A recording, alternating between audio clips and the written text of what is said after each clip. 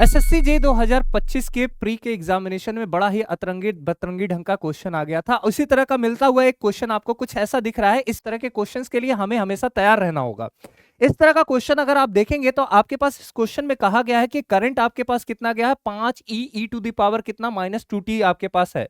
यहाँ पे करंट जा रहा है, आपसे पूछा जा रहा है इसके अक्रॉस वोल्टेज क्या होगा अगर रेजिस्टेंस और इंडक्टेंस की वैल्यू इतनी ही आपके पास गिवन है। तो इस क्वेश्चन को सॉल्व करने के लिए मैंने कहा कि अगर मेरे को वोल्टेज चाहिए तो वोल्टेज निकालने के लिए मैं रेजिस्टेंस का वोल्टेज निकालूंगा प्लस किसका, इंडक्टेंस का वोल्टेज निकालूंगा। लेकिन अच्छी बात है कि मैं रेजिस्टेंस का वोल्टेज कैसे निकालूं। अगर आप रेजिस्टेंस का वोल्टेज निकालना चाहते हैं तो आप कहेंगे क्या आई ऑफ टी इंटू कितना आर, और करंट कितना जा रहा है 5 into e to the power -2t, और रेसिस्टेंस की वैल्यू कितना है 4, यानी 5 चौक का कितना 20 e to the power -2t बन जाएगा। That is v of r into कितना हो जाएगा, टी आपके पास बन जाएगा।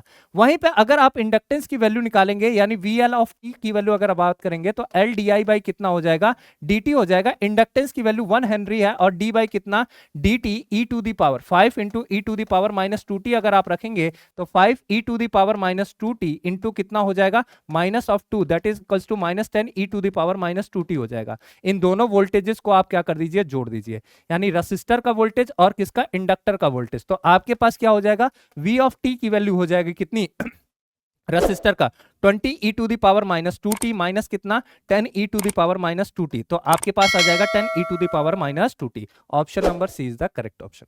इस तरह के और भी क्वेश्चंस के साथ हम लोग मिलते हैं डेली 4:30 बजे द प्रोविजन पॉइंट के